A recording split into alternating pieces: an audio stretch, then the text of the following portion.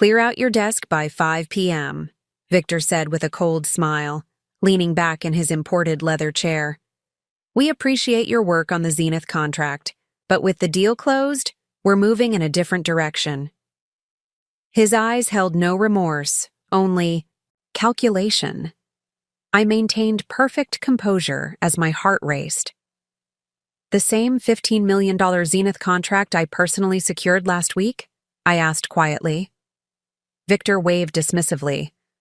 Let's not get confused about who did what. Meridian Solutions.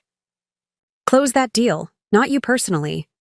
Little did he know, I wasn't just being fired from the company that had exploited my talents for years.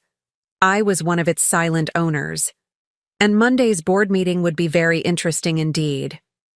Before we jump back in, tell us where you're tuning in from, and if this story touches you, make sure you're subscribed, because tomorrow, I've saved something extra special for you. The morning light streaming through his corner office windows caught the silver in his expertly colored hair and reflected off the array of industry awards displayed prominently behind him. Awards earned through others' efforts, primarily mine. We appreciate your work on the Zenith contract, but with the deal closed, we're moving in a different direction. His eyes held no remorse, only calculation. The practiced delivery suggested he'd terminated enough careers to perfect the art of dismissal. I maintained perfect composure as my heart raced beneath my carefully selected navy suit. 7 years at Meridian Solutions had taught me how to mask my emotions, especially in this glass-walled office where curious eyes could observe every reaction. The same $15 million Zenith contract I personally secured last week? I asked quietly, my voice steady despite the adrenaline coursing through me. Victor waved dismissively, a gesture I'd seen countless times when he wanted to minimize others' contributions. Let's not get confused about who did what, Elise. Meridian Solutions. Close that deal, not you personally. The irony was almost laughable. I had cultivated the relationship with Zenith Technologies for 3 years. I had identified their expansion needs before their own executive team fully articulated them. I had crafted the proposal that transformed their operations across 5 countries. When their CEO wavered at the last minute, it was my 2 a.m. call that salvaged everything. Yet here was Victor, who had attended precisely 2 meetings and 1 dinner, claiming institutional credit while erasing my individual contribution. It was a familiar pattern, but today it carried a particularly bitter edge. I understand, I said, surprising myself with my calm. Because I did understand, not just this termination, but something much larger that had been building for years. When would you like me to transition my other accounts?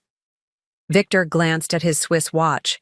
A recent purchase he'd mentioned came from his deal-closing bonus. My deal, his bonus. That won't be necessary. Aiden will take over the Zenith implementation, and Natalie will handle your other accounts. Of course, Aiden, Victor's golf partner and drinking buddy who had contributed nothing to the Zenith deal but would now manage its lucrative implementation phase.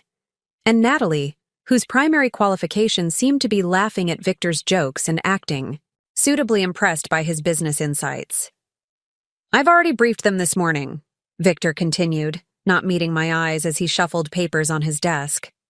HR has your separation package, standard terms, 3-month severance, continuation of benefits, the usual confidentiality clauses.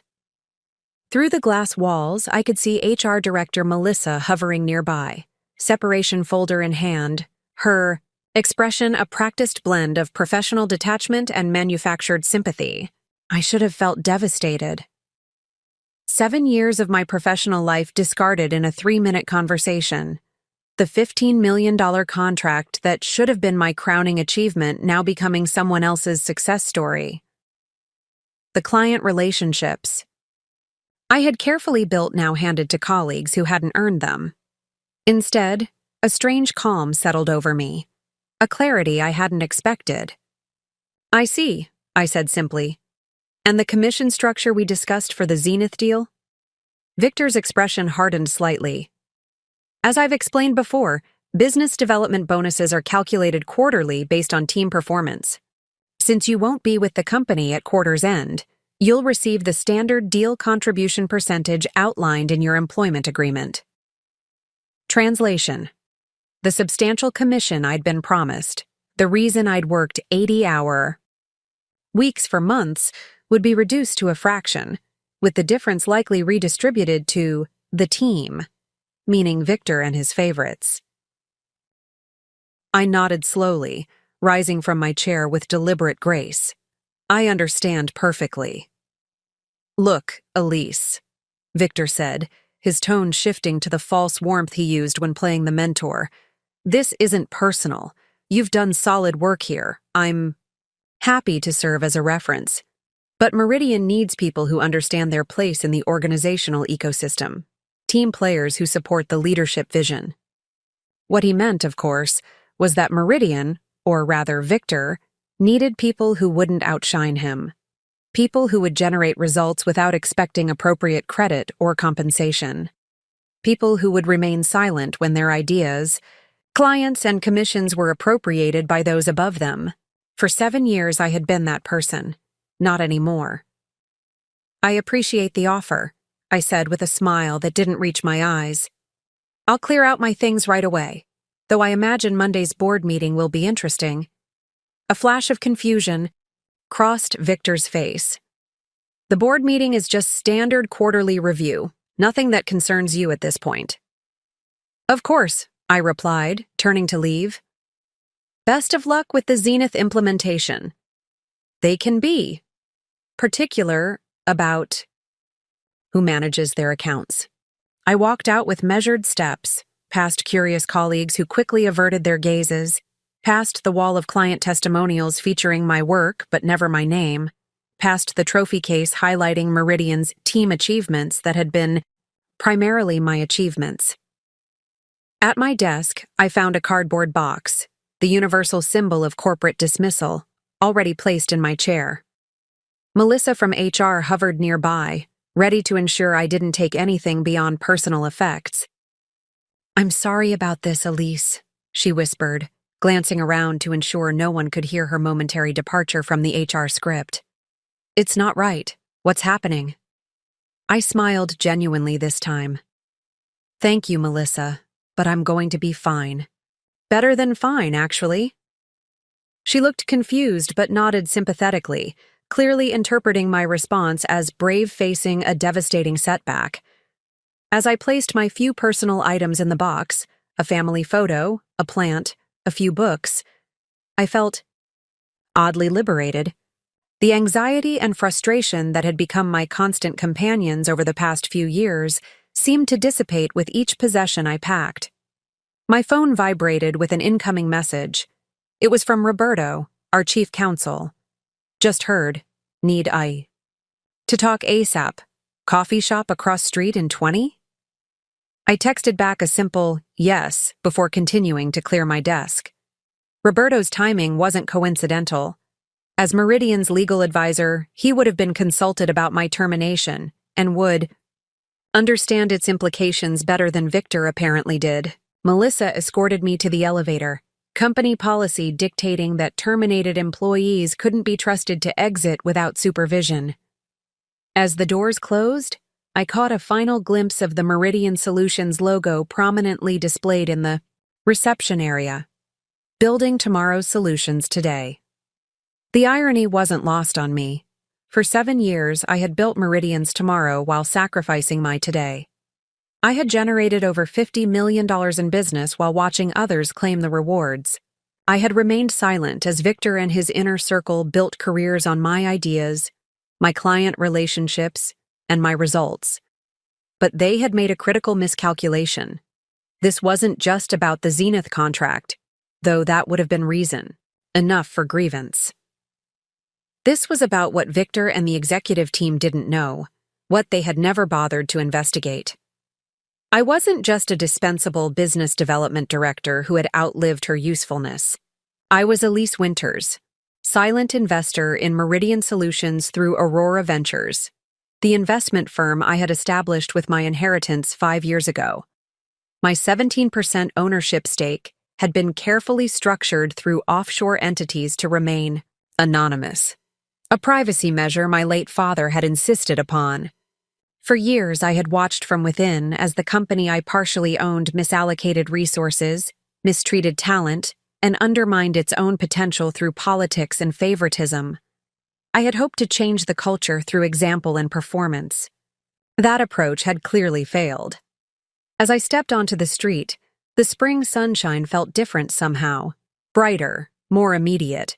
7 years of playing by someone else's broken rules had ended. Now I would play by my own. I texted my assistant Susan, who also managed my external business affairs. Operation Daybreak is active. Call Aurora board. Meeting tomorrow, 9 a.m. Her response came immediately. Already on it. Documents prepared. Helix Group representatives confirmed. I smiled as I walked toward the coffee shop where Roberto waited. Victor thought he was cutting dead weight by firing me just after I'd secured Meridian's largest contract to date.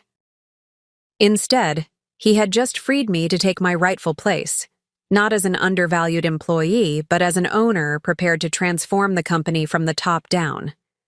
Monday's board meeting would be interesting indeed. Roberto was waiting at a corner table when I arrived at Café Laurent, 2 steaming cups already in front of him.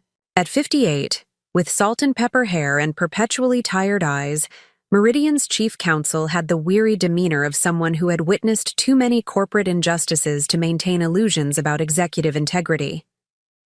I ordered your usual, he said, pushing a cappuccino toward me as I sat down, though perhaps today calls for something stronger. This is perfect, I replied, wrapping my hands around the warm cup. Thank you for meeting me. Roberto glanced around to ensure we weren't within earshot of anyone from Meridian before leaning forward.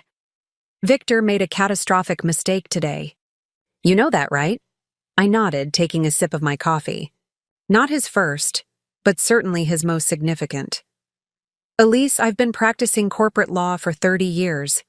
I've seen every form of mismanagement imaginable, but this... He shook his head in disbelief. Terminating the executive who just secured a $15 million contract without board consultation, 2 days before quarterly review, with no transition plan for the client relationship? And just 3 days before the identity of Aurora Ventures' primary stakeholder is revealed to the board, I added quietly. Roberto's eyebrows shot up. That's still happening Monday?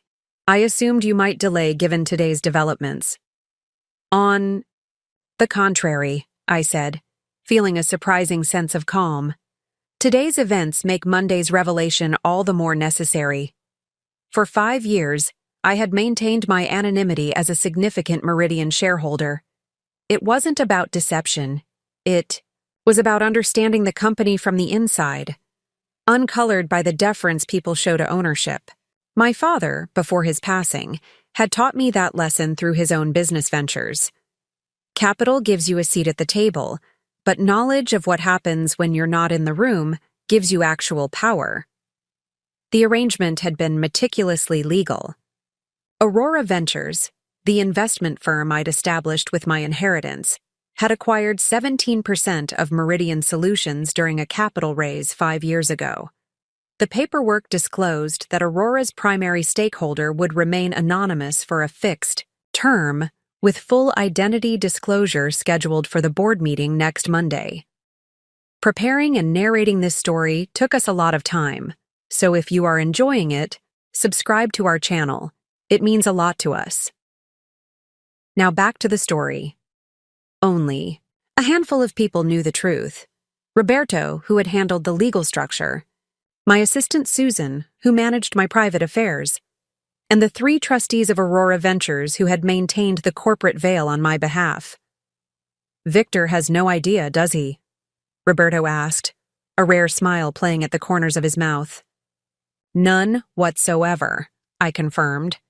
He never bothered to learn about Meridian's ownership structure beyond the executive team's stake. He assumes Aurora is just another institutional investor, probably hasn't given it a second thought.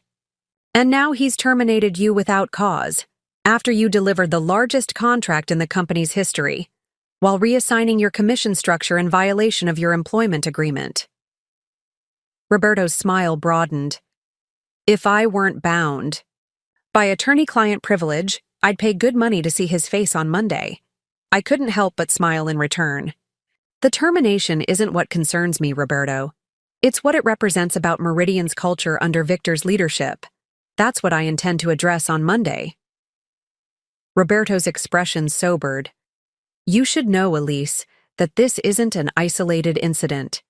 Since Victor became COO last year, we've lost 6 high-performing team members, all replaced by people connected to him personally. The Zenith Commission isn't the first he's redistributed, just the largest. Meanwhile, overhead has increased 42%, primarily in executive compensation and strategic consulting, from firms with ties to our senior leadership. None of this surprised me, but hearing it laid out so clinically reinforced the necessity of what I was planning. For years, I had witnessed Victor's strategic undermining of Meridian's culture, replacing merit with loyalty, results with optics, innovation with conformity. I've prepared a briefing document, Roberto continued, sliding a sealed envelope across the table. Everything you'll need for Monday, including the financial record showing the pattern of mismanagement. I've also included the legal assessment of your termination. In short, it's indefensible, particularly given the timing and the Zenith contract. I took the envelope, oddly touched by Roberto's thoroughness. Why are you helping me like this? You're Meridian's counsel, not mine personally. Roberto looked at me steadily. I represent the company's best interests, not Victor's. Those two things have increasingly diverged. You've been inside Meridian for 7 years, Elise. You've seen the shift. This isn't the company I signed on with a decade ago. He wasn't wrong. When I joined Meridian Solutions, it had been an innovative force in enterprise software, known for its creative approach to business challenges and its meritocratic culture. Employees shared in the company's success through generous bonus structures and equity opportunities. Innovation was celebrated regardless of where in the organization it originated. That culture had eroded steadily over the past 4 years, accelerating dramatically since Victor's promotion to COO. Bonuses were increasingly concentrated among senior leadership. Recognition flowed to those with the right connections rather than those delivering results. Innovation was suppressed when it didn't align with Victor's vision, or worse, when it emerged from someone he perceived as a threat. What will you do after Monday? Roberto asked, interrupting my thoughts. I considered the question carefully. That depends on the board's response. My preference is to restructure leadership rather than clean house entirely.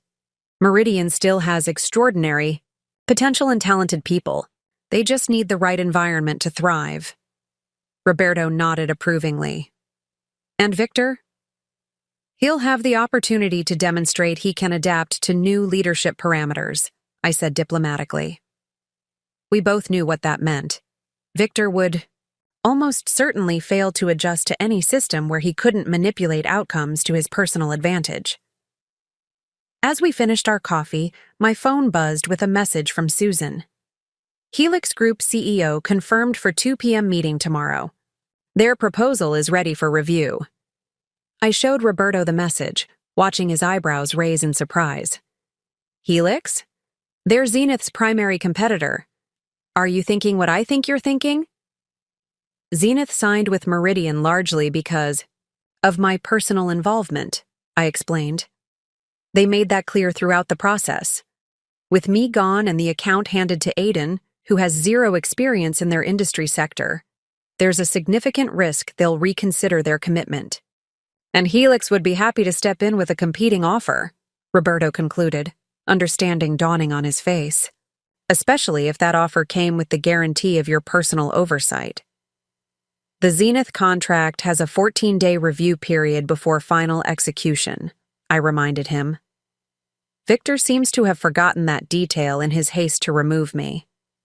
Roberto, shook his head, a mixture of admiration and concern in his expression. "You're several moves ahead on the chessboard. Just be careful, Elise. Victor may be short-sighted, but he's vindictive. When he realizes what's happening, he won't go quietly." "I'm counting on that," I said, rising from the table. "His reaction will reveal exactly why Meridian needs new leadership." As I left the cafe, the weight of the envelope in my bag felt like possibility rather than burden. For 7 years, I had worked within a system increasingly stacked against merit and integrity. I had believed I could change it from within through exemplary performance and quiet persistence. That approach had failed. It was time for a more direct intervention.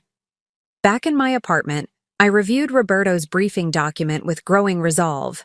The pattern of mismanagement was even more extensive than I'd realized. Executive compensation had increased 58% in 2 years, while overall employee compensation had decreased 7%, accounting for inflation. Client retention had fallen 23% under Victor's leadership, masked by aggressive new business acquisition that showed impressive top-line growth but deteriorating profitability. Most disturbing was the section on talent management. Every senior hire in the past 18 months had some connection to Victor. Former colleagues, business school classmates, even his wife's cousin brought in as marketing director despite having no software industry experience. Meanwhile, high performers without such connections were systematically marginalized, eventually leaving or, in my case, being pushed out entirely. I spent the remainder of the evening preparing for tomorrow's meetings, reviewing the Zenith contract, terms to confirm my recollection of the review period, and outlining my strategy for Monday's board presentation. By midnight, I had a comprehensive plan that addressed both immediate issues and longer-term strategic realignment. As I finally prepared for bed, my phone chimed with an unexpected message from Natalie, the junior account manager Victor had, assigned to take over my client relationships. "Just heard what happened. It's not right. Most of the team feels the same way. Let me know if there's anything I can do." I stared at the message in surprise. Natalie had always seemed firmly in Victor's camp, laughing at his jokes, supporting his initiatives, adapting her views to align with his. Perhaps I had misjudged her, or perhaps Victor's inner circle was less cohesive than it appeared. Either way, her message represented something important. Not everyone at Meridian had accepted the corrupted culture. There were still people who recognized injustice when they saw it, who maintained their integrity despite the environment. Those were the people worth fighting for. Those were the people who could help rebuild Meridian into the company it was meant to be. I replied simply, "Thank you, Natalie. Stay strong and watch for Monday's board meeting outcome. Things are about to change." As I drifted toward sleep, I found myself reflecting on my father's words when he first suggested I consider anonymous investment in Meridian. True leadership isn't about titles or public recognition. It's about having the right influence at the right time for the right reasons. Tomorrow would test that philosophy in ways neither of us could have anticipated. But for the first time in years, I felt fully aligned with my purpose and completely confident in my path forward. The game had changed, and I was finally playing by my own rules. Saturday morning arrived with unexpected clarity. I woke before my alarm, the kind of natural awakening that comes with purpose rather than obligation. For the first time in years, I wasn't rushing to catch up on Meridian work, wasn't checking emails before my feet hit the floor, wasn't mentally rehearsing explanations for why client deliverables were delayed due to understaffing. Instead, I savored my morning coffee on my balcony overlooking the city, watching as the early spring sunshine gradually illuminated the skyline. The Meridian Solutions building stood prominent among the downtown towers, its distinctive blue glass exterior reflecting the morning light. For 7 years, that building had been the center of my professional universe. My ambitions, frustrations, and accomplishments all contained within its walls. Now I saw it differently. Not as the definition of my career, but simply as one piece. In a larger landscape, I was finally able to fully perceive. At precisely 8:55 a.m., my laptop chimed with an incoming video call. I straightened my posture and adjusted my webcam before accepting the connection. "Good morning, Elise," greeted Margaret Chen, the formidable chairperson of Aurora Ventures Board of Trustees. At 72, with impeccable credentials spanning 4 decades in corporate governance, Margaret had been my father's trusted advisor and had become mine after his passing. Flanking her on the split screen were James Whitfield and Dr. Amara Okafor, the other Aurora trustees who had maintained the corporate veil on my behalf for 5 years. "Thank you all for convening on such short notice," I began, my voice steadier than I had anticipated. "As you know, circumstances at Meridian have developed significantly." For the next 30 minutes, I briefed them on my termination, the Zenith contract situation, and Roberto's insights into the broader pattern of mismanagement under Victor's leadership. The trustees listened attentively, occasionally asking incisive questions that helped clarify my thinking about Monday's approach. "So, to summarize," Margaret said when I had finished, "you were terminated without cause immediately after securing the largest contract in company history, with your commission structure retroactively modified, and without board consultation, despite your revenue-critical role." "That's correct," I confirmed.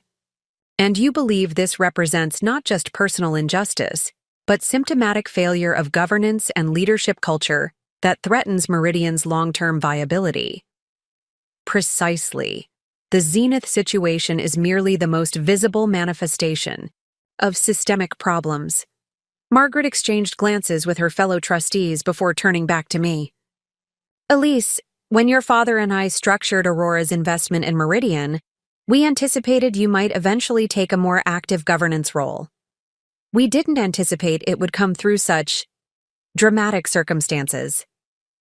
Life rarely follows our anticipated script," I replied with a small smile. "Indeed," Margaret acknowledged.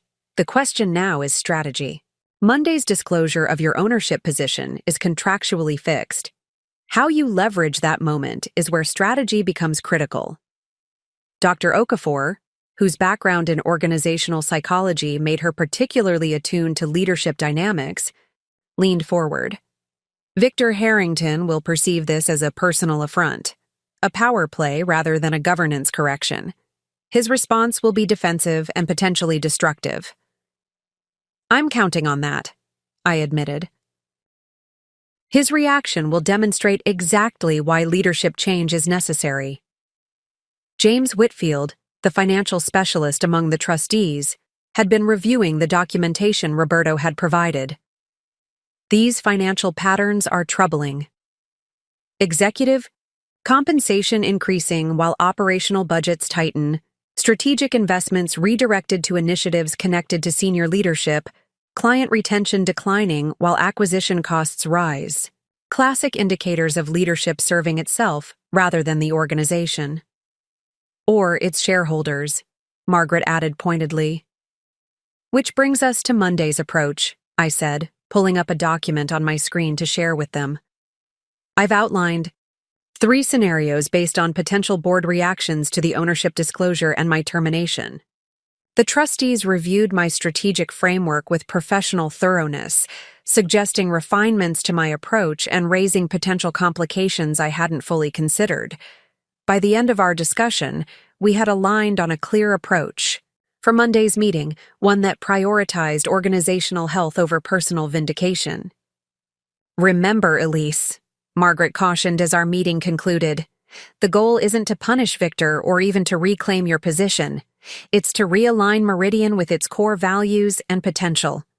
Keep that focus, and you'll make decisions that serve both the organization and your investment." "Understood," I replied, grateful for her wisdom. "And thank you all for your continued support." As the video call ended, I checked my watch. Just enough time to prepare for my 2 p.m. meeting with Helix Group. I spent the intervening hours meticulously reviewing the Zenith contract. identifying the specific elements that would be most at risk without my direct involvement. By the time I arrived at Helix's downtown offices, I had a comprehensive understanding of both the vulnerabilities in Meridian's position and the opportunities they presented. Carson Williams, Helix's CEO, greeted me in the reception area himself, rather than sending an assistant, a small but significant indication of how seriously they were taking this meeting. "Elise, thank you for coming," he said, extending his hand. "I must say, your call yesterday was unexpected, but intriguing." "I appreciate you making time on a Saturday," I replied as he led me toward their conference room. "For the opportunity you described? I'd have met at midnight in a parking garage," he said with a chuckle that didn't entirely mask his eagerness. The conference room contained a small group of Helix executives, their CTO, CFO, and head of business development. After brief introductions, Carson got straight to the point. "So, Meridian landed Zenith with a $15 million implementation contract, then immediately terminated the executive who secured the deal, you, leaving Zenith in the hands of someone with no experience in their industry. Have I got that right?" "That's an accurate summary of the situation," I confirmed. "And Zenith has a 14-day review period before the contract is finalized," added Sandra Miles, Helix's business development director, "which means they could still walk away without penalty." "Correct. The review period was designed to allow final technical verification and stakeholder alignment," I explained. "Given my termination, I believe Zenith will have legitimate concerns about Meridian's ability to deliver as promised." Carson leaned forward, eyes intensely focused. "And you're suggesting we present an alternative proposal to Zenith during this window of uncertainty, with you involved as a strategic advisor," I clarified. "I'm not looking for employment, Carson. I'm looking for partnership that serves both Helix and Zenith appropriately." The Helix team exchanged glances, a mixture of excitement and caution evident in their expressions. "We've prepared an initial framework," Sandra said, sliding a tablet across the table to me, "based on what we know of Zenith's requirements and our capabilities." I reviewed their proposal carefully. It was impressive in its technical specifications, but missed several crucial aspects of Zenith's organizational culture and strategic priorities that I had incorporated into the Meridian solution. "This is a solid foundation," I acknowledged, "but it needs significant refinement to truly address what made Zenith choose Meridian's approach." For the next hour, I walked them through the subtleties of Zenith's needs, the unspoken priorities that went beyond technical specifications, the cultural factors that influenced their decision-making, the historical concerns that had shaped their vendor selection process. The Helix team took notes furiously, occasionally exchanging impressed glances as I revealed insights about a potential client they had pursued unsuccessfully for years. "You understand them at a level we never achieved," Carson admitted when I finished. "That's why they chose Meridian, isn't it? Not the technical solution itself, but your understanding of their underlying needs." "Essentially, yes," I confirmed. "The technical components can be replicated by several vendors. The strategic alignment is what differentiated the offering." Sandra was already revising their proposal based on my input, her fingers flying across her tablet. "If we incorporate these elements, adjust the implementation timeline to prioritize their legacy system integration, and structure the governance model to match their internal processes, then you have a compelling alternative that addresses both their explicit requirements and their underlying concerns," I completed her thought. Carson studied me with newfound respect. "And what do you want from this, Elise? If we secure Zenith with your guidance, what's your expected outcome?" It was the question I'd been anticipating, the one that would define whether this partnership could work. "3 things," I said, holding up my fingers to enumerate them. "First, a strategic advisory fee structured as a percentage of the contract value. Second, acknowledgement of my role in developing the solution approach, both to Zenith and in any public communications. And third, most importantly, A commitment to deliver exactly what Zenith needs, not just what looks good on a quarterly report. Carson nodded slowly, considering my terms. The first two are standard enough. The third tells me this isn't just about business for you. It's about integrity. Correct, I confirmed. I've spent 3 years understanding Zenith's needs. I won't be part of disappointing them, regardless of which company name is on the contract. I think we can work with those terms, Carson said after a brief consultation with his CFO. Sandra will finalize the revised proposal by tomorrow morning. If you approve it, we can approach Zenith's CEO on Monday. That timeline works well. With my other commitments, I agreed, thinking of Monday's board meeting at Meridian. As the meeting concluded and handshakes were exchanged, I felt a complex mixture of emotions. There was vindication, certainly, validation that my understanding of Zenith's needs was valuable beyond Meridian's walls. There was strategic satisfaction in creating a viable alternative that could benefit all parties. But there was also a tinge of regret that it had come to this, that Meridian's leadership failures might cost them their most significant client opportunity. We'll be in touch tomorrow with the revised proposal, Carson said as he walked me to the elevator. And Elise, whatever happens with Meridian and their board meeting on Monday, Helix would be interested in discussing longer-term possibilities with you. I smiled politely. Let's focus on serving Zenith correctly first. The future will take care of itself. As I left the Helix building, the afternoon sun was beginning its descent, casting long shadows across the city streets. My phone buzzed with a message from Susan. Zenith CEO requesting call with you. Says it's urgent regarding contract implementation. Perfect timing. The pieces were falling into place faster than I had anticipated. I stepped into a nearby park, finding a quiet bench before returning the call. Richard Dawson, Zenith's CEO, answered on the first ring.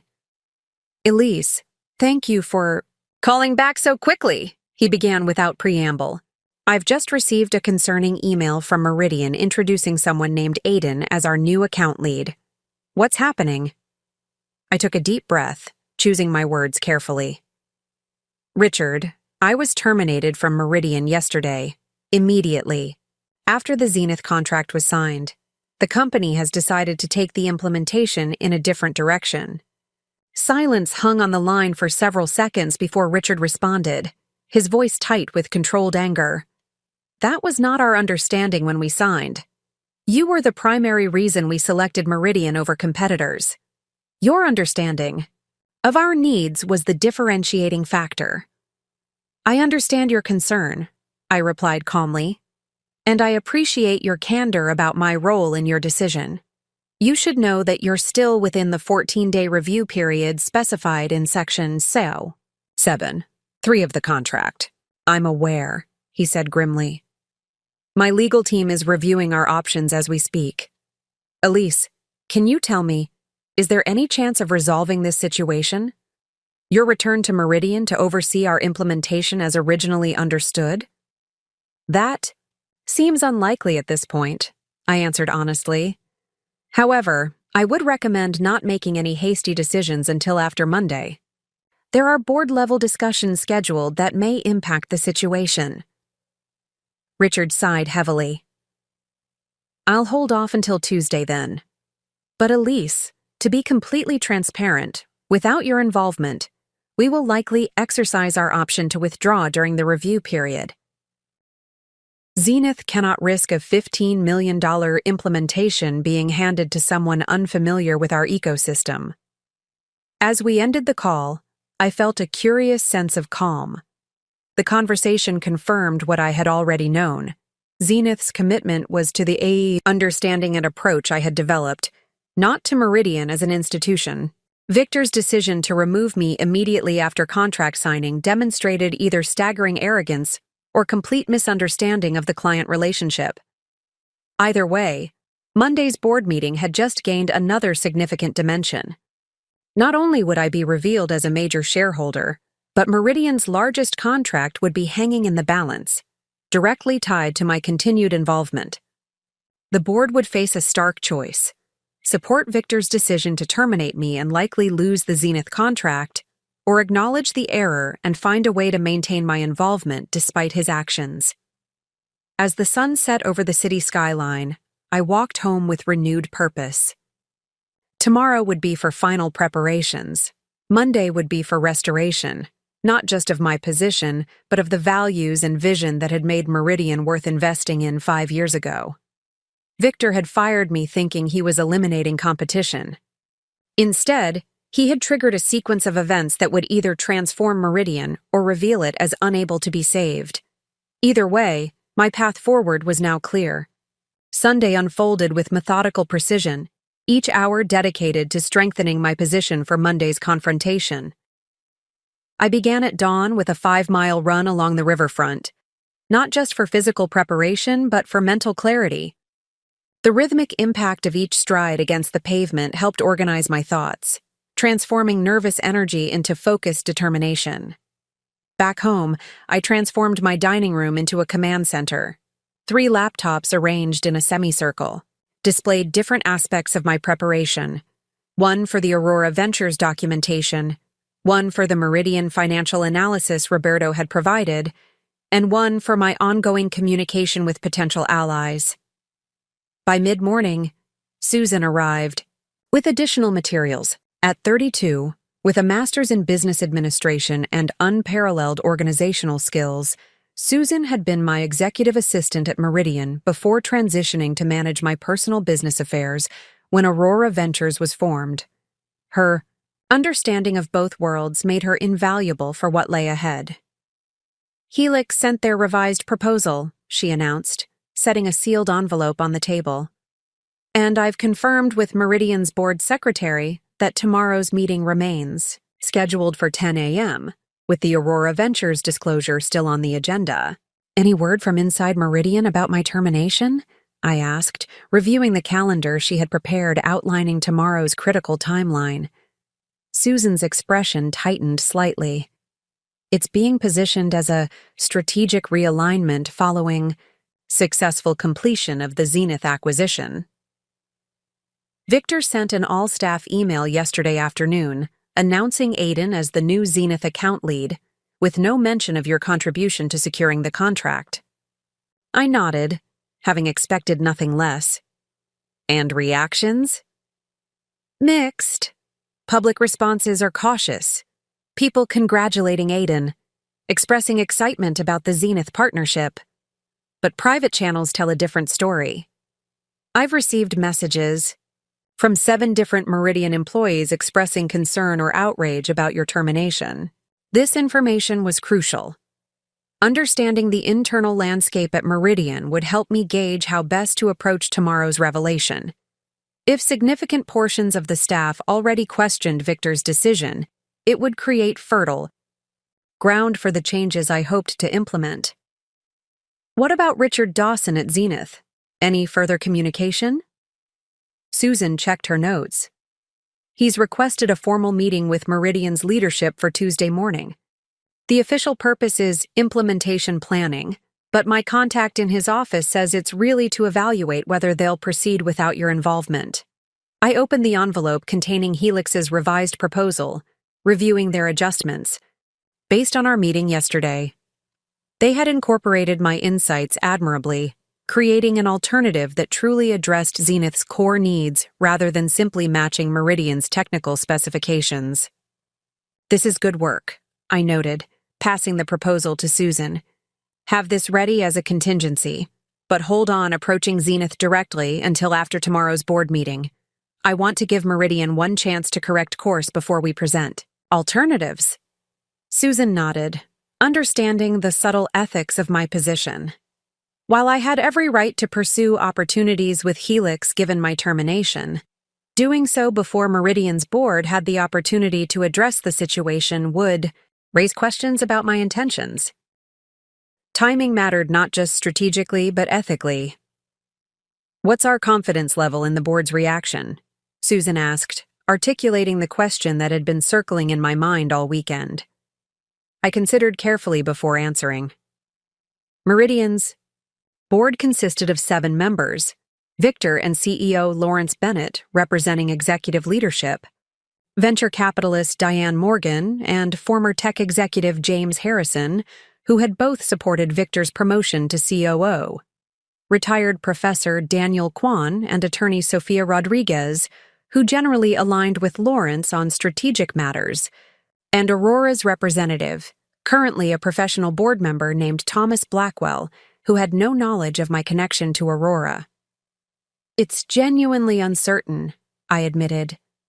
"The revelation of my ownership stake will shock everyone.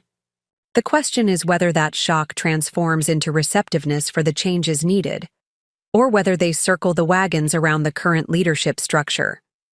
And if they choose the latter, then Meridian loses the Zenith contract, and we accelerate discussions with Helix about longer-term partnership," I replied calmly. "But my hope is for Meridian's transformation, not its destabilization." We spent the remainder of the morning refining my presentation for the board meeting, ensuring every allegation of mismanagement was supported by irrefutable evidence, every proposed solution was concrete and implementable, and every prediction about Zenith's reaction could be substantiated. At noon, we paused for a working lunch, reviewing messages from potential allies within Meridian. The most surprising came from Melissa in HR, who had sent documentation of 6 other questionable terminations under Victor's leadership, all high-performing employees who had challenged his authority or outshined him publicly. "This creates a pattern," I noted, adding the information to my presentation. "Victor systematically removes perceived threats regardless of their contribution to the company." As afternoon arrived, we shifted focus to my personal preparation. Susan arranged a video call with Margaret Chen to conduct a simulated board confrontation, with the venerable trustee playing various roles to help me prepare for potential reactions.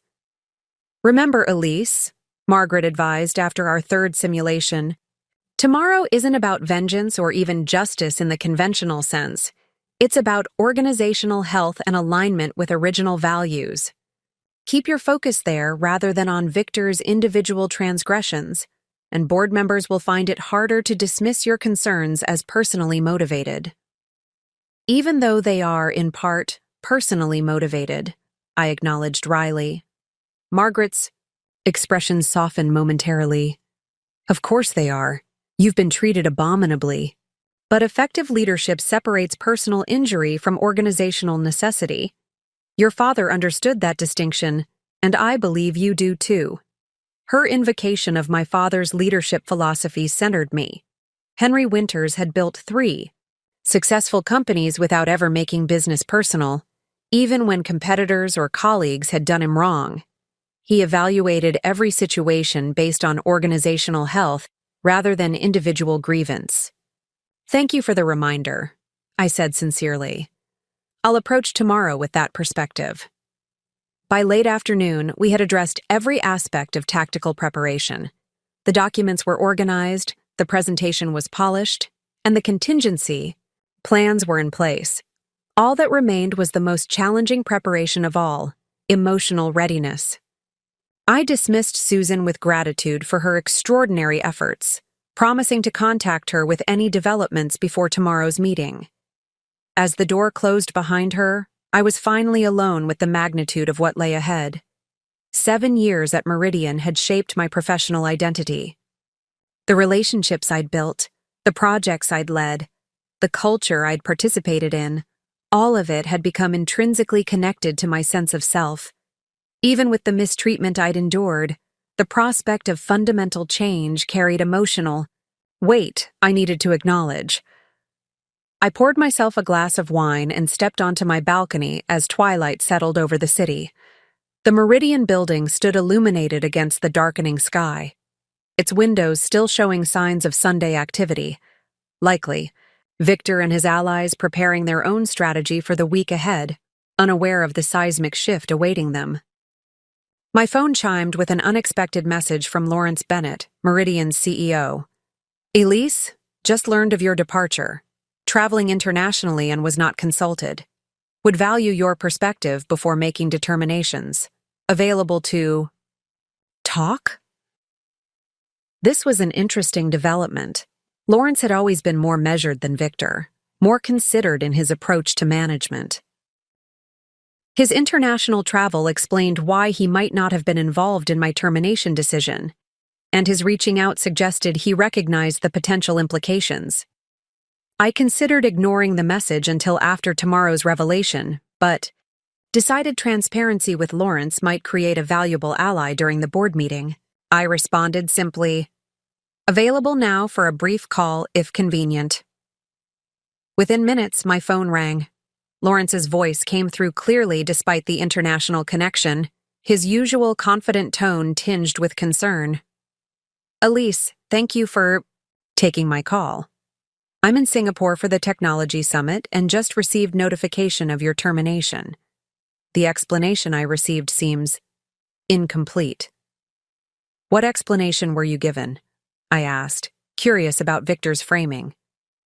"That with the Zenith contract secured, we were realigning resources to optimize implementation, and your skills were better suited to acquisition than ongoing client management," Lawrence replied, his skepticism evident even through the phone. "But given the size of the Zenith deal and your relationship with their leadership, that explanation struck me as problematic." "It's certainly one interpretation of events," I said carefully, "though not the one Richard Dawson at Zenith seems to share, based on his reaction to my removal from the account." Lawrence's sharp intake of breath was audible. "Dawson has expressed concerns?" "He's requested a meeting on Tuesday to evaluate whether Zenith will proceed with the contract given my termination," I confirmed. "The 14-day review period gives them the option to withdraw without penalty." Silence hung on the line for several seconds before Lawrence spoke again, his voice now carrying a note of genuine alarm. "Elise, I need to understand what happened." Victor assured me the transition would be seamless.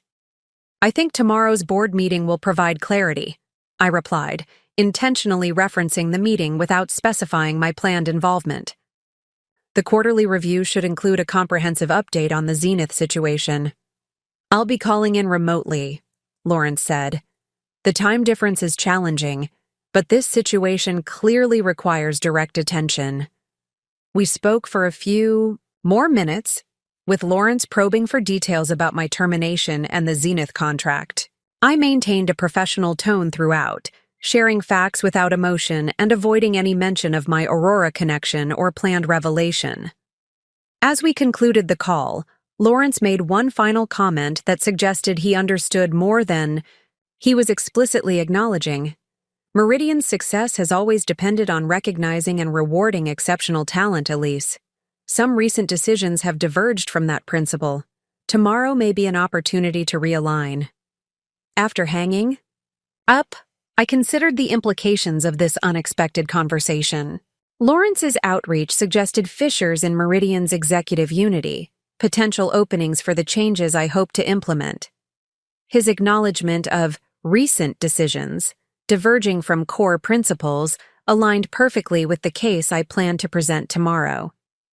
Perhaps most importantly, his participation in tomorrow's meeting, even remotely, meant another voice that might question Victor's unilateral actions. The dynamics were shifting in subtle but meaningful ways. As night fell completely, I found myself more at peace than I had anticipated. The preparation was complete, the strategy was sound, the contingencies were in place. All that remained was execution. I sent one final message to Susan. "Lawrence Bennett called, concerned about Zenith situation. Will join board meeting remotely from Singapore. Prepare briefing document on his voting history and positions on key issues. We may have an unexpected Allie."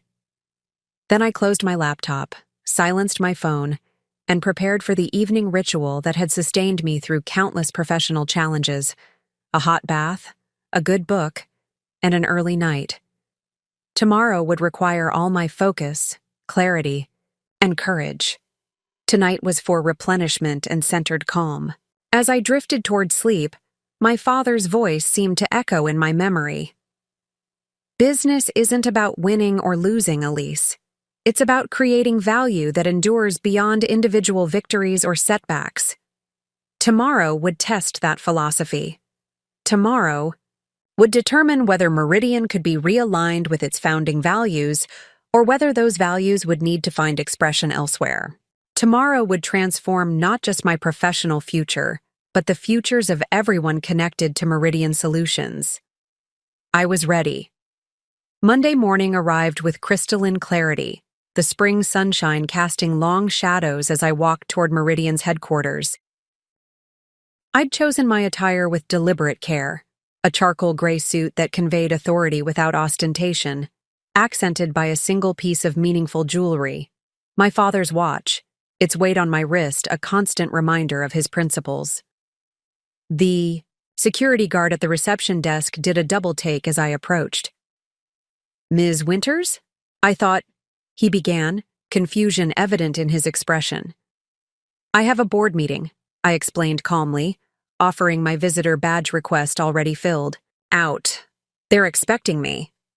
This wasn't technically true.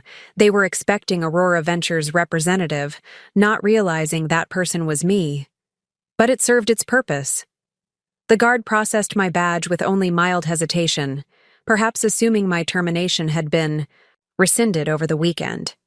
As I rode the elevator to the executive floor, I mentally reviewed the timeline Susan and I had established. The board meeting would begin at 10 a.m. with standard quarterly updates. The Aurora Ventures disclosure was scheduled for 10:45 a.m. My termination wasn't on the official agenda, but the Zenith contract status would be discussed during the business development update around 10:30 a.m. The timing couldn't have been more perfect if I had orchestrated it myself. The board would first hear about the company's largest ever contract, then about potential complications with that contract due to my termination, and finally discover my ownership stake, all within a 30-minute window that would leave no opportunity for Victor to regroup or develop counter-arguments. The elevator doors opened onto the executive floor, where Meridian's boardroom occupied the northeast corner with its panoramic views of the city. Through the glass walls, I could see board members already gathering. Victor stood near the head of the table, engaged in animated conversation with Diane Morgan, one of his strongest allies on the board. Neither had noticed my arrival yet. Jessica, the board secretary, looked up from her preparations as I approached. Her eyes widened momentarily before she composed herself. "Ms. Winters," she greeted me professionally. "How can I help you?" "I'm here for the Aurora Ventures disclosure," I explained quietly. "As the primary stakeholder." Understanding dawned in her eyes, followed quickly by the professional discretion that made her excellent at her job. Without betraying any reaction beyond a slight nod, she consulted her tablet. "The disclosure is scheduled for 10:45. Would you prefer to wait in the anteroom until then?" "That would be perfect, thank you." As Jessica led me to the small meeting room adjacent to the boardroom, Victor finally noticed my presence. His conversation with Diane halted mid-sentence, his expression cycling rapidly through surprise, confusion, and alarm before settling into forced neutrality. He excused himself from Diane and moved as if to intercept me, but Jessica had already ushered me into the anteroom and closed the door. Through the glass, I saw Victor approach Jessica, his body language demanding explanation. She responded with professional calm, gesturing toward her tablet as if referring to official documentation. Victor's expression darkened further, and he glanced toward the anteroom with unmistakable apprehension before returning to the boardroom. Perfect. The first seed of uncertainty had been planted. The anteroom offered a partial view of the boardroom, through privacy glass, enough to observe the meeting without being clearly visible to those inside. I settled into a chair positioned to maximize this advantage, taking a moment to center myself before the confrontation ahead. At precisely 10 a.m., the board meeting was called to order. James Harrison, the board chair, welcomed everyone and turned the floor over to Lawrence Bennett, who joined via video conference from Singapore despite the early hour there. Lawrence appeared composed but serious as he delivered his standard CEO Overview. From my vantage point, I could observe Victor's demeanor as the meeting progressed. He seemed distracted, his usual commanding presence diminished by frequent glances toward the anteroom and whispered conversations with Diane. The knowledge that I was nearby and somehow connected to Aurora Ventures had clearly destabilized him. At 10:25 a.m., the business development update began. Victor took the floor, highlighting the Zenith contract as Meridian's most significant achievement of the quarter. He spoke confidently about implementation plans, strategic implications, and revenue projections. What he notably omitted was any mention of who had secured the contract or the recent leadership changes affecting the account. Lawrence interrupted. From the video screen, his voice cutting clearly through the boardroom. Victor, before we continue, I believe we should address the management changes affecting the Zenith relationship. I understand Elise Winters, who developed and secured this contract, has been terminated from her position. Can you explain the rationale and timing of this decision? The boardroom fell silent. Victor's expression tightened momentarily before he regained his composure. Yes. Following standard protocol for large account transitions, we've implemented our specialized implementation team structure. Elise's strengths in business development are being redirected toward new acquisition targets, while Aidan Collins leads the Zenith implementation with his technical expertise. Lawrence's skepticism was evident even through the video feed. Was this transition discussed with Zenith beforehand? My understanding is that Richard Dawson has requested an urgent meeting to discuss this change. Victor shifted uncomfortably. Zenith's meeting request is standard procedure for implementation planning. There's no indication of dissatisfaction with our transition approach. That contradicts my information, Lawrence replied coolly. I spoke directly with Richard yesterday. He expressed serious concerns about proceeding without Elise's involvement, and specifically referenced the 14-day review period in the contract. Board members exchanged alarmed glances. The Zenith contract represented not just significant revenue, but a strategic entry into a new market sector. Its potential loss would affect quarterly projections, shareholder confidence, and Meridian's competitive positioning. James Harrison, the board chair, leaned forward with evident concern. Victor, if the Zenith contract is at risk, the board needs to understand why. Was there consultation with Lawrence or the board before this personnel decision was made? The decision fell within my operational authority as COO, Victor responded, his tone growing defensive. Personnel transitions are standard after contract signing. No one could have anticipated Zenith would react negatively to normal account management protocols. Sofia Rodriguez, the attorney on the board, spoke for the first time. If the client's relationship with Elise was a material factor in securing the contract, removing her immediately after signing could potentially be construed as a bait-and-switch tactic. That carries legal and reputational risks we should have been consulted about. The conversation was developing exactly as I had hoped, exposing the flawed decision-making process without my direct involvement. Victor was being forced to defend, an increasingly indefensible position before I ever entered the room. At precisely 10:45 a.m., Jessica entered the boardroom and approached James Harrison, whispering briefly in his ear. He nodded and addressed the board. We'll return to the Zenith situation momentarily. It's time for our scheduled disclosure regarding Aurora Ventures' ownership stake. He turned to Jessica. Please show in Aurora's representative. This was my moment. I took a deep breath, straightened my posture, and walked deliberately into the boardroom. The reaction was immediate and profound. Victor's face drained of color. Diane Morgan's mouth actually fell open. The other board members displayed varying degrees of surprise, confusion, and sudden understanding. Good morning, I said calmly, taking the empty seat reserved for Aurora's representative. For those who may be confused, I am Elise Winters, primary stakeholder of Aurora Ventures, and holder of a 17% ownership interest in Meridian Solutions.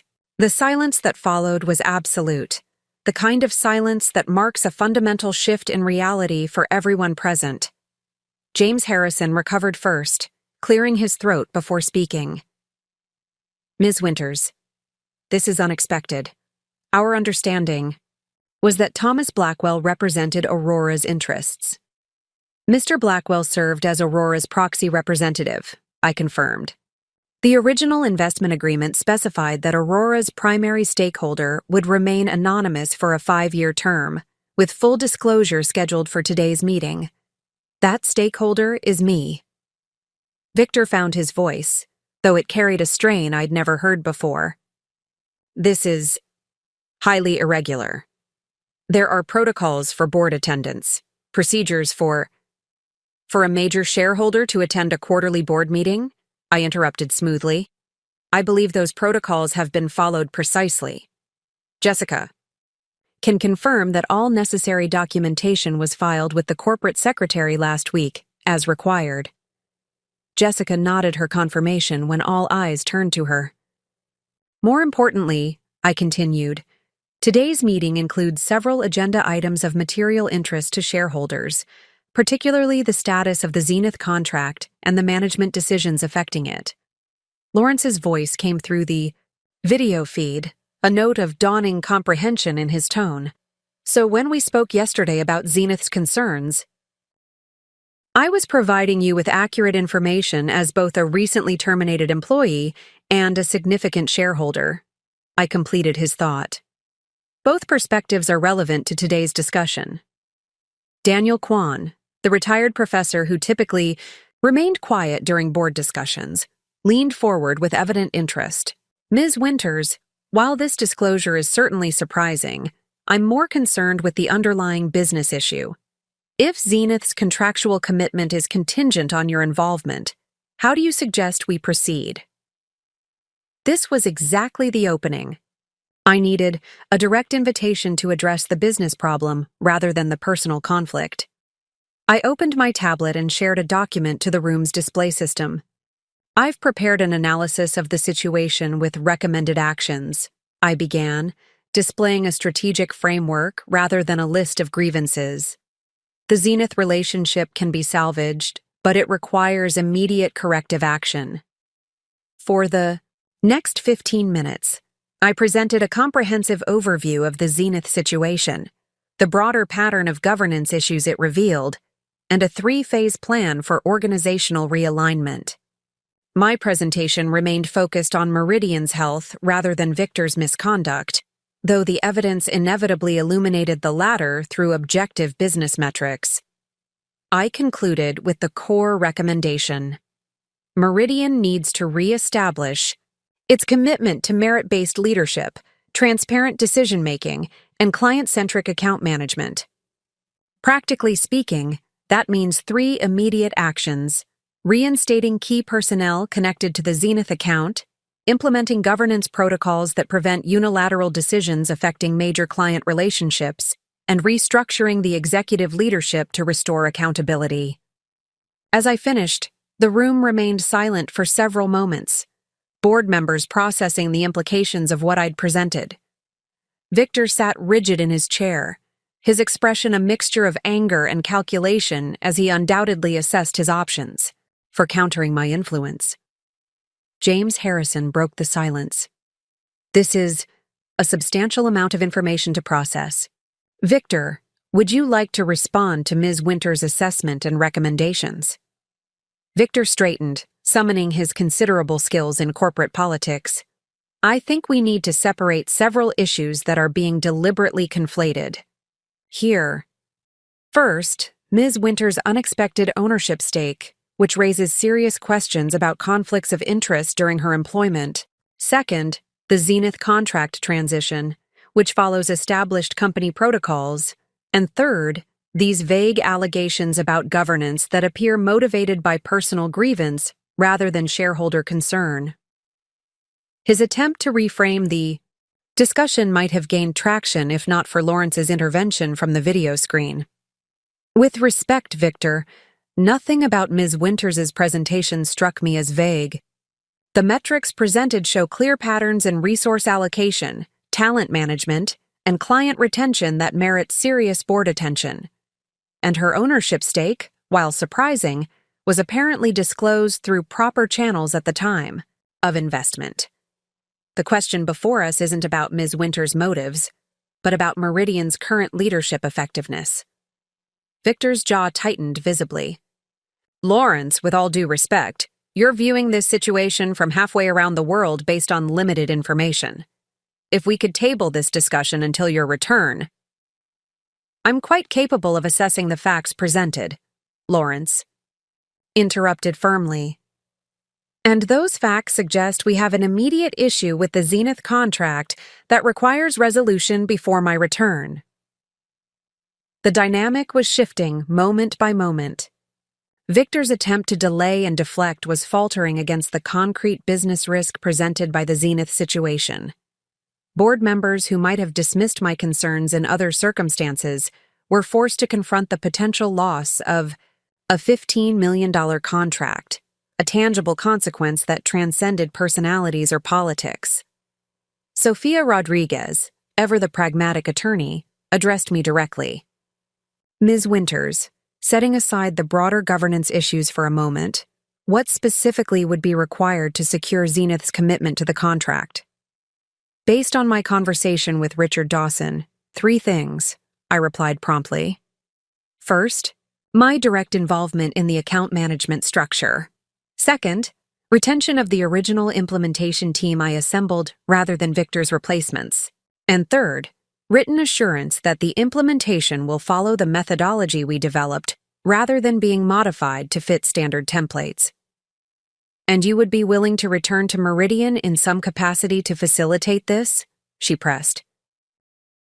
I would consider appropriate arrangements that serve both Zenith's needs and Meridian's long-term interests, I confirmed, intentionally leaving the specifics open for negotiation. James Harrison turned to Victor, his expression grave. Given the financial implications of potentially losing this contract, it seems prudent to consider Ms. Winter's assessment seriously. What is your perspective on her specific recommendations regarding the Zenith situation? Victor was trapped and knew it. Opposing my reinstatement now meant potentially sacrificing the Zenith contract, which would raise uncomfortable questions about his judgment in terminating me in the first place. Yet accepting my return meant undermining his authority and tacitly acknowledging his mistake. I believe we should. He began, then paused, visibly recalculating his approach. I'm open to adjustments in the implementation structure if the board feels they're necessary. However, I have serious concerns about setting precedents regarding client influence over our internal staffing decisions. It was a weak response, and everyone in the room recognized it. The momentum had shifted decisively. What had begun as Victor's unilateral decision to remove a perceived threat had transformed into a board-level examination of leadership effectiveness, with millions in revenue hanging in the balance. James Harrison surveyed the room, reading the shifting consensus. I propose we take a brief recess to consider next steps, 15 minutes, and then we'll reconvene to determine immediate actions regarding both the Zenith contract and the broader governance questions Ms. Winters has raised. As board members filed out for the break, Victor remained seated, staring at the presentation still displayed on the screen. The carefully constructed narrative of his leadership was unraveling before his eyes, and for once, he had no ready response. I gathered my materials unhurriedly, feeling neither triumph nor vindication, but rather a calm certainty that Meridian was taking its first steps back toward the company it was meant to be. The confrontation had been necessary not for personal redemption, but for organizational health, exactly as my father would have approached it. The real work of transformation was just beginning. The boardroom felt different when we reconvened 15 minutes later.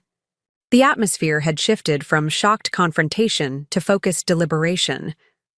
Board members returned with notepads filled with hastily scribbled thoughts, expressions serious but engaged. This was no longer about my termination or Victor's authority. It had become about Meridian's future. James Harrison called the meeting back to order with newfound gravity. Before we continue, I'd like to establish some parameters for our discussion. We face three distinct but interconnected issues: the immediate Zenith contract situation, Ms. Winter's role at Meridian given both her termination and her significant ownership stake, and the broader governance questions raised by her presentation. Victor had used the break to regain his composure.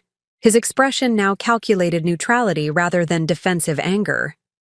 He sat straighter, positioned papers before him with mathematical precision, and maintained unwavering eye contact with each speaker, all hallmarks of his controlled professional persona. "I suggest we address the most time-sensitive matter first," Lawrence said from the video screen, the early morning Singapore light creating a halo effect behind him.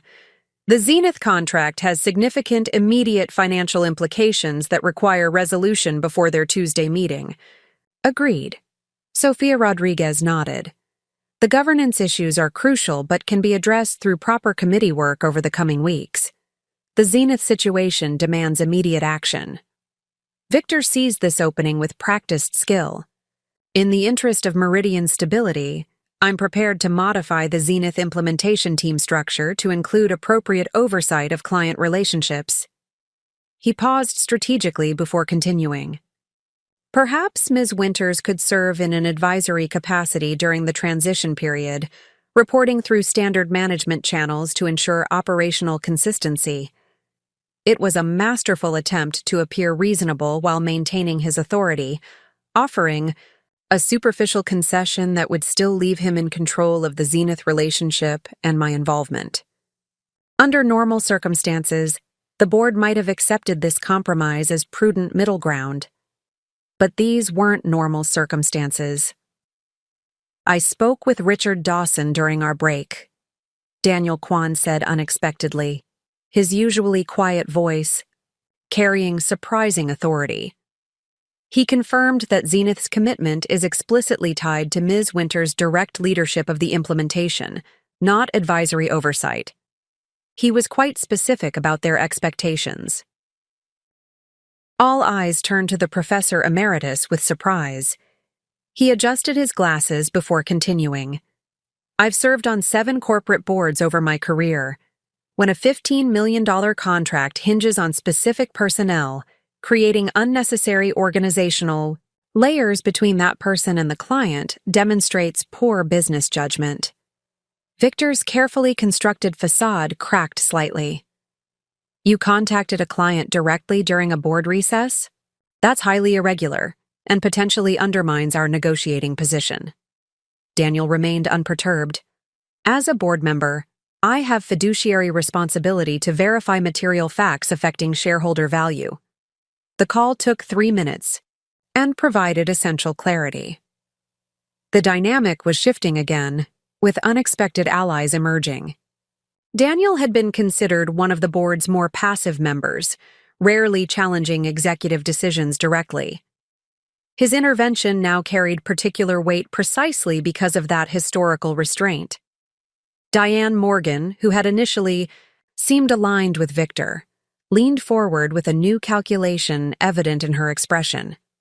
As a venture capitalist, her primary loyalty was to financial returns rather than personal alliances. "Victor, I appreciate your willingness to compromise, but it seems insufficient given the client's explicit expectations. Perhaps we should consider a more substantive reorganization of the Zenith team structure, one that gives Ms. Winters direct authority commensurate with her responsibility for the relationship."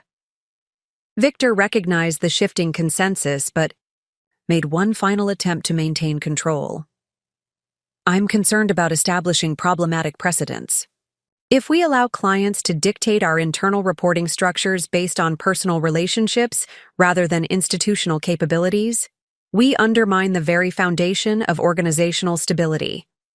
This might have been persuasive in another context, but Lawrence countered immediately from the video screen. "There's a difference between clients dictating our structure and us recognizing when specific expertise and relationships are essential components of what they're purchasing. Zenith clearly understood they were contracting for Elise's approach and oversight, not just Meridian's brand name. James Harrison, sensing the emerged consensus, moved toward resolution. I propose the following. Ms. Winters is reinstated, effective immediately as Executive Vice President of Strategic Client Relations, with direct authority over the Zenith implementation and reporting structure. This addresses the immediate contract concern while establishing appropriate organizational standing. The title suggestion, Executive Vice President, rather than my previous director level, wasn't lost on anyone in the room. It represented not just reinstatement but promotion, positioning me at the same hierarchical level as Victor rather than subordinate to him. I support this proposal, Lawrence said immediately. It addresses the client need while strengthening our implementation capabilities. One by one, board members voiced their agreement. First Daniel, then Sophia, then Diane. Even Thomas Blackwell, who had served as Aurora's proxy and remained mostly silent throughout the meeting, added his support.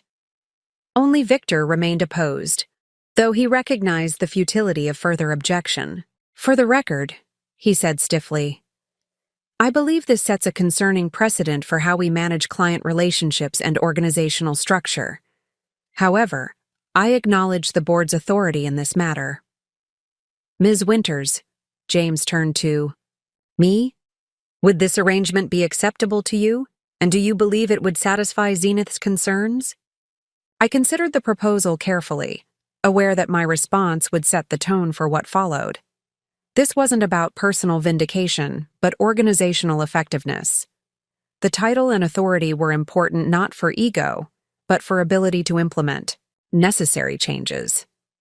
The proposed role would enable me to deliver what Zenith expects, I confirmed. However, to be fully effective, I would need 3 specific parameters: direct oversight of implementation methodologies, authority to maintain the original team composition I assembled, and a seat on the executive committee to ensure strategic alignment. These weren't arbitrary demands but practical requirements for success. Without them, Victor could still undermine the implementation through resource allocation, team reassignments, or methodological interference. The executive committee seat would ensure visibility into broader company strategy affecting the Zenith relationship. James looked to Lawrence, who nodded his approval. Those parameters seem reasonable given the scope of responsibility and the contract importance. Does the board agree to include them in the formal resolution? The agreement was unanimous, even Victor recognizing that further objection would only highlight his isolation. With the immediate Zenith issue resolved, James Harrison turned to the second matter. Regarding Ms. Winters' ownership stake and its implications, I propose we establish a special governance committee to review our policies around insider investment, information disclosure, and potential conflicts. This committee should provide recommendations at our next meeting. This was a reasonable approach that acknowledged the unusual situation without unnecessarily problematizing my investment. Aurora's stake had been properly disclosed from the beginning, with the identity of the primary stakeholder protected through standard privacy provisions. There were no regulatory concerns, only governance considerations about future situations. I support that approach, I said, and would recuse myself from any discussions where my dual role creates potential conflicts of interest. Sophia Rodriguez, with her legal background, seemed satisfied with this solution. A comprehensive governance review makes sense. We should also engage outside counsel to ensure our policies meet current best practices for situations involving significant insider investment. With the first 2 issues addressed, James turned to the most challenging aspect, the broader governance questions raised by my presentation. Ms. Winters has presented concerning data regarding our decision-making processes, resource allocation, talent management, and client retention under current leadership. These merit serious consideration beyond today's meeting. I suggest we Establish a dedicated session within the next 2 weeks to address these matters comprehensively. Victor saw his opening and took it immediately. I welcome thorough examination of our operational effectiveness. A complete review will also provide context around decisions that may appear problematic when viewed selectively. I'm confident. The board will find our overall trajectory remains strong despite inevitable individual disagreements about specific approaches. It was a strategic retreat, acknowledging the need for review while positioning himself as transparent and accountable. By promising context and referring to selective viewing, he was already constructing his defense. What he failed to recognize was how this approach actually validated my central criticism. His tendency to prioritize perception management over substantive leadership. Rather than addressing the specific patterns identified in my presentation, he immediately focused on how to frame those patterns favorably. Lawrence noticed this too. I look forward to that comprehensive discussion. In preparation, I'd like our analysis team to independently verify the metrics presented today and provide additional trend data across departments. We should ensure our review is based on complete information rather than narrative framing. Victor's expression tightened almost imperceptibly. Independent verification would make it harder to obscure the patterns through selective context. That seems prudent, James agreed. Are there any other immediate actions required before we conclude today's extended session? I had remained measured throughout the discussion, focusing on organizational needs rather than personal vindication. But one final matter required addressing, not for my benefit, but for the precedent it would establish. There is one additional consideration, I said carefully. My termination involved retroactive modification of the commission structure for the Zenith contract, reducing compensation significantly below what was originally specified. If we're committed to merit-based leadership and accountability, addressing this irregularity seems important for both precedent and organizational culture.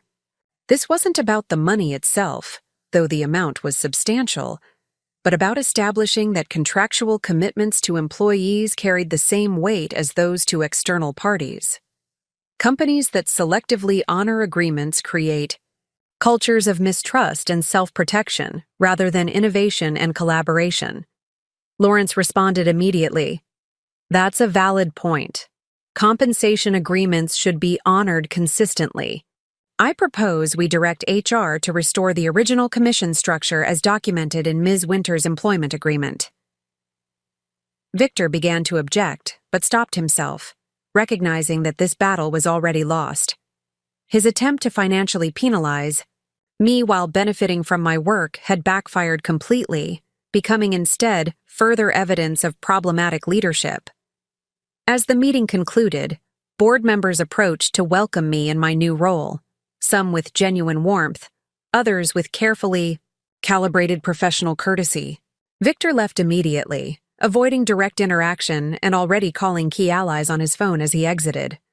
Lawrence remained on the video call after others had departed. Elise, if you have a moment?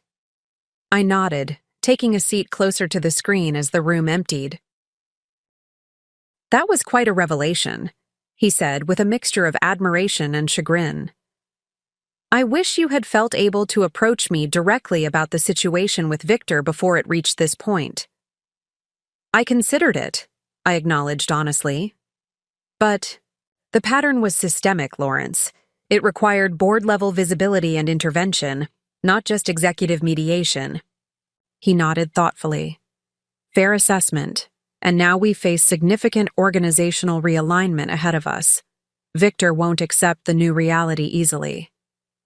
No, I agreed. He won't. But Meridian is bigger than any individual, including me. The company needed course correction, regardless of how it was initiated. Lawrence studied me with new appreciation. Your father would be proud, you know, not just of your business acumen, but of how you've handled this situation. Henry always believed that leadership was about institutional health, not personal advantage. The unexpected mention of my father and Lawrence's apparent knowledge of our relationship surprised me. You knew him? Lawrence smiled slightly. We served on an industry commission together years ago. When Aurora made its initial investment, he mentioned he had a personal connection to Meridian's future. I didn't realize then exactly what he meant, but it makes sense now. This revelation added unexpected dimension to my connection with Meridian, another thread in the complex tapestry my father had woven before his passing. His confidence in my ability to navigate this situation, even without his direct guidance, felt like a final gift. Thank you for sharing that, I said sincerely. It means a great deal.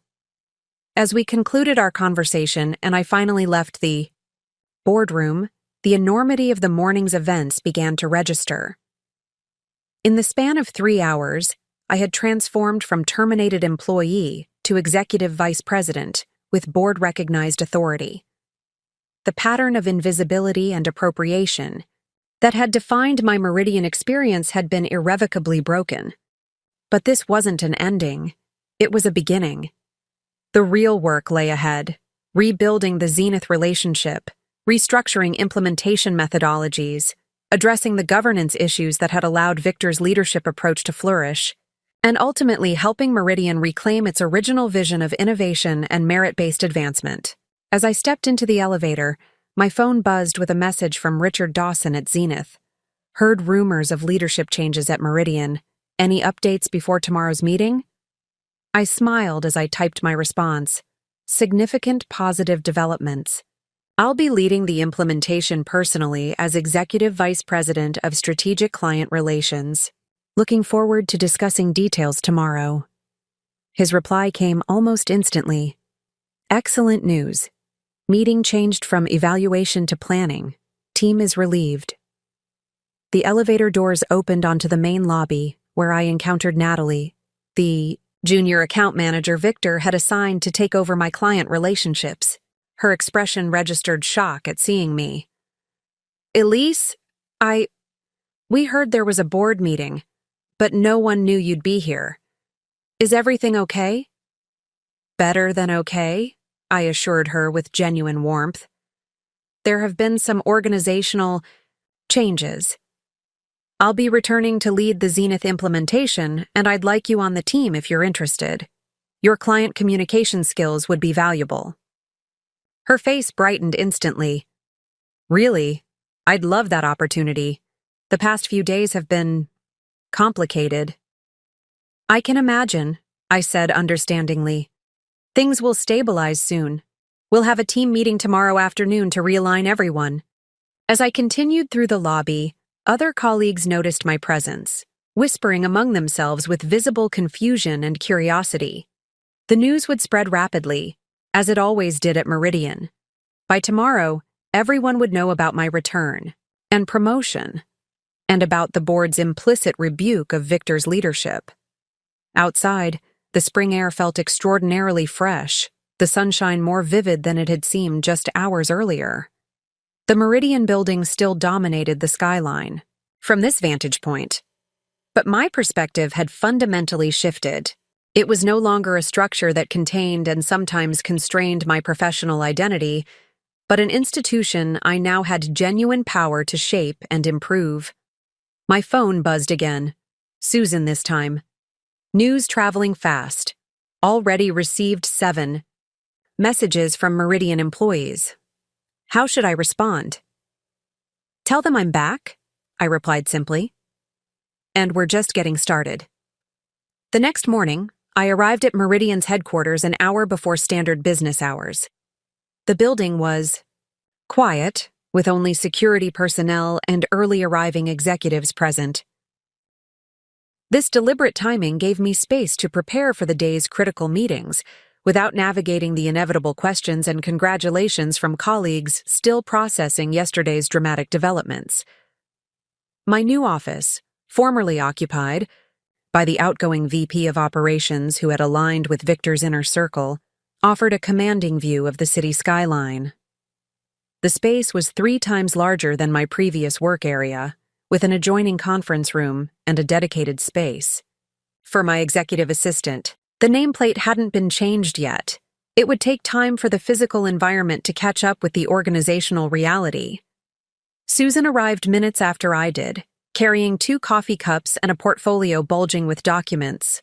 Her efficiency remained a constant in this sea of change. "Your schedule is confirmed," she announced, setting my coffee on the desk. Zenith at 9 a.m., implementation team at 11:30, executive committee introduction at 1, and Lawrence has requested a private call at 4:30 to discuss transition priorities. "Thank you," I said, taking a grateful sip of the perfectly prepared coffee. "What's the word from the front lines?" Susan's expression was measured but couldn't quite contain her satisfaction. "Chaotic, but largely positive. Victor called an emergency leadership meeting last night after the board session, positioned the changes as a strategic realignment, with no mention of the confrontation. His allies are circling wagons, but most mid-level managers seem cautiously optimistic about your return." "And the Zenith team?" "Relieved," she confirmed. Aiden tried to conduct an implementation planning session yesterday afternoon, but the team essentially stonewalled him, citing methodology questions that needed clarification. "They were already betting on your return based on building rumors." I nodded, considering the complexity of the transition ahead.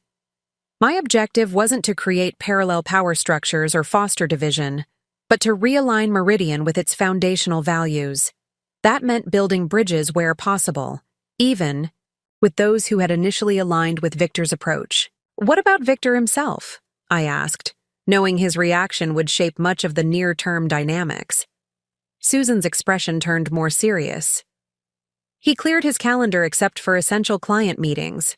His assistant mentioned a lunch scheduled with Diane Morgan today, presumably building board support for the governance review." This was expected.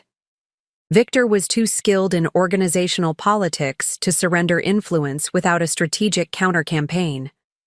The governance committee, James had proposed, would become his battleground for limiting the scope of potential leadership changes.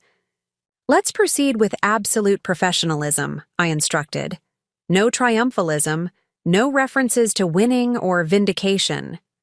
This isn't about personalities, but about organizational health. Every communication and meeting should reflect that perspective." Susan nodded her approval. "I've prepared briefing documents for each of today's meetings with that exact approach. The emphasis throughout is on client service, implementation excellence, and team alignment." I reviewed the material she had prepared, impressed as always by her strategic thinking. The Zenith briefing focused entirely on implementation methodology and timeline commitments, with no mention of the internal drama that had necessitated my return. The team meeting agenda emphasized continuity and shared purpose rather than leadership changes. Even the executive committee introduction was framed around collaborative opportunity rather than authority shifts. "This is perfect," I confirmed, handing the portfolios back. "Let's make today about moving forward, not looking backward." As 9 o'clock approached, I walked to the main conference room where the Zenith meeting would be held. Richard Dawson had arrived early with his implementation team, their expressions noticeably brightening when I entered the room. "Elise," Richard greeted me warmly, standing to shake my hand. "Congratulations on your promotion. A well-deserved recognition of your value to Meridian." "Thank you, Richard. I appreciate your patience during our organizational transition. Today is about ensuring your confidence in our implementation approach and timeline." For the next 2 hours, we conducted a substantive working session focused entirely on Zenith's needs. I reaffirmed the core methodologies we had developed together, introduced the implementation team members with emphasis on their specific expertise, and established clear accountability measures for tracking progress against milestones. Richard was direct as the meeting concluded. "This is exactly why we chose Meridian, Elise. The clarity of approach, the understanding of our objectives beyond technical specifications, the alignment with our organizational values. I'm glad the uncertainty of recent days has been resolved favorably. His diplomatic phrasing acknowledged the situation without dwelling on it, a professional courtesy that allowed both organizations to move forward without lingering on the conflict. "We value Zenith's partnership," I responded with equal professionalism. "The implementation will receive my direct oversight throughout, with weekly progress reviews and transparent escalation protocols for any concerns." As the Zenith team departed, I noticed Victor observing from the adjacent hallway, his expression carefully neutral. Our eyes met briefly before he nodded a minimal acknowledgement and continued toward his office. The interaction lasted only seconds but communicated volumes. He recognized the changed power dynamic, but wasn't prepared to concede the larger institutional battle. The implementation team meeting at 11:30 carried different emotional weight. These were colleagues who had worked closely with me for years, who had witnessed the pattern of credit appropriation, who had continued building our methodologies even as leadership recognition flowed elsewhere. Their reaction to my return was more personal, more visibly relieved. "Before we begin," I said as they settled around the conference table, "I want to acknowledge the professionalism you've maintained throughout this transition. Your commitment to client excellence despite organizational uncertainty demonstrates exactly why Zenith values our partnership." Marcus Chen, our lead solutions architect, spoke for the group. "We're just glad to have clarity again. The past few days were confusing." "I understand," I acknowledged. "But today we refocus entirely on implementation excellence. Zenith deserves our best work regardless of internal dynamics." We spent the next hour reviewing the implementation timeline, assigning clear responsibilities, and establishing communication protocols. I was careful to emphasize continuity where appropriate while introducing refinements that would improve execution. By session's end, the team's relief had transformed into focused enthusiasm. Exactly the mindset required for successful delivery. The executive committee introduction at 1 p.m. presented more complex dynamics. Victor would be present as COO, along with the 7 other executives who comprised Meridian's senior leadership. Some were his close allies, others more neutral. In the ongoing power realignment, all would be assessing how this unexpected change would affect their own positions and initiatives. I arrived precisely on time, neither eager nor hesitant, and took the open seat designated for my new role. Victor sat directly across from me, flanked by his strongest supporters, the VP of Sales and the Chief Marketing Officer, both of whom owed their positions to his advocacy. Lawrence joined via video conference from Singapore, his presence providing subtle counterbalance to Victor's influence. "Welcome, everyone," Lawrence began. "Today we formally introduce Elise Winters in her new capacity as Executive Vice President of Strategic Client Relations. As you know, Elise secured our groundbreaking contract with Zenith Technologies and will now lead its implementation with direct oversight of our methodology and team structure." He paused, allowing the formal acknowledgement to register before continuing. "This new executive role reflects our commitment to client-centered innovation and account governance. Elise will join the executive committee effective immediately, participating in all strategic planning and resource allocation discussions." Victor maintained perfect composure, offering a professionally cordial nod when Lawrence mentioned my name. His performance was flawless, betraying neither resentment nor artificial enthusiasm, just appropriate collegial respect. Anyone who hadn't witnessed yesterday's confrontation would never suspect the seismic shift in authority taking place. "Thank you, Lawrence," I responded with equal professionalism. "I look forward to collaborating with everyone to strengthen Meridian's client relationships and implementation methodologies. My focus will be ensuring our strategic direction aligns with client success metrics while maximizing long-term partnership value."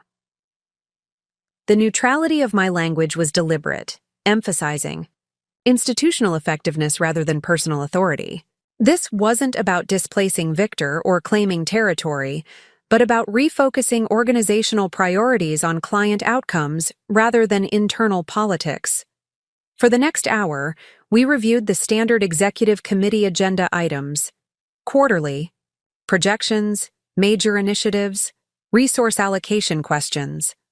I participated where appropriate, offering insight on client implications without attempting to dominate discussion or assert authority beyond my defined role. Victor similarly maintained professional engagement, neither yielding ground unnecessarily nor creating overt conflict. The tension remained palpable beneath the surface courtesy, but both of us recognized that open hostility would only damage our respective positions. As the meeting concluded, Lawrence asked us both to remain on the call after others had departed. Once we were alone, his expression shifted to one of frank assessment. "That was professionally handled by both of you," he acknowledged. "But sustainable leadership requires more than surface courtesy. Victor, Elise, the board has made its determination on immediate matters, but Meridian's long-term success depends on genuine alignment between its senior executives." Victor nodded slightly. "I understand the board's decision and will support organizational stability during this transition. My concerns about governance precedent remain, but those will be addressed through appropriate channels rather than operational resistance." His careful wording maintained his objection to the process while signaling willingness to work within the new structure, at least temporarily. It was a strategic retreat, not a surrender. "I appreciate that approach," I responded. "My focus remains on client outcomes and implementation excellence. The organizational questions will resolve through proper governance review, as James outlined." Lawrence studied us both with the weary wisdom of a CEO who had navigated countless executive conflicts. "The board meets again in 3 weeks to review the governance committee's initial findings. I suggest you both use that time to demonstrate how effectively you can collaborate despite personal differences. Their assessment of longer-term leadership structure will inevitably be influenced by operational results during this period." This was both advice and warning. The current arrangement, with Victor and me as parallel authorities, was inherently unstable. The next board meeting would likely determine a more definitive leadership structure based on our relative effectiveness during the interim period. After concluding the call with Lawrence, Victor and I found ourselves alone in the conference. The artificial courtesy of the executive meeting gave way to more direct acknowledgement of our situation. "Congratulations on your tactical victory," Victor said, his tone precise rather than bitter. "It was well executed." "It wasn't a tactic, Victor. It was a necessary correction after years of systematic credit appropriation and merit suppression." I kept my voice equally measured, stating facts rather than expressing grievance. He considered this before responding.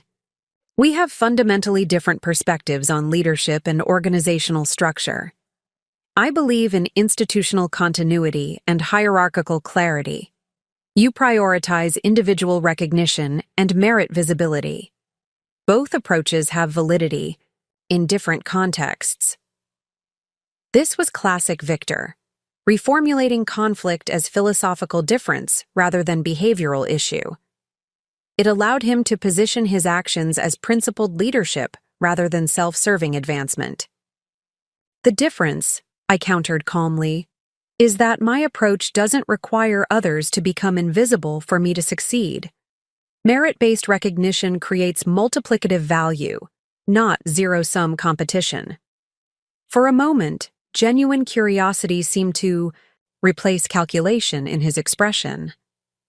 "You truly believe organizational success comes from maximizing individual visibility rather than unified institutional presence?" "I believe sustainable excellence requires both," I clarified. "Strong, institutional identity built on properly acknowledged individual contributions. What's unsustainable is an approach that systemically divorces recognition from contribution.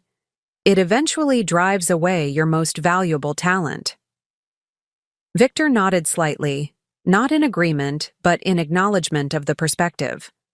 The next 3 weeks will demonstrate which approach better serves Meridian's objectives. I look forward to the empirical results.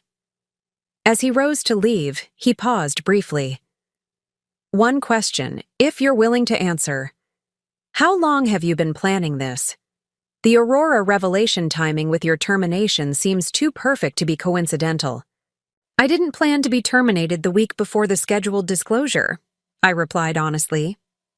But I did ensure I had positional leverage before accepting continued credit appropriation. My father taught me to create options from positions of strength, not to react from positions of weakness. Something shifted in Victor's expression. At the mention of my father, a flicker of revised calculation. Henry Winters, he said quietly. I should have made the connection earlier. His approach to corporate governance was similarly unconventional. With that cryptic comment, he departed, leaving me to wonder exactly what history might exist between Victor and my father, and how that might influence the organizational dynamics ahead. The remainder of the day unfolded with methodical purpose. I met with key team members, established preliminary communication protocols for my new role, and began reviewing the implementation documentation for the Zenith project. By late afternoon, the initial shock of my return had given way to pragmatic adaptation throughout the organization. People adjusted to new realities with remarkable speed when those realities were presented as established fact rather than ongoing negotiation. My final meeting of the day was the private call with Lawrence at 4:30. As we connected, I noticed he had moved from his hotel room to what appeared to be a private meeting space, suggesting he wanted additional confidentiality for our conversation. Elise, he began without preamble, you've handled today's transition admirably. The feedback from the Zenith meeting and implementation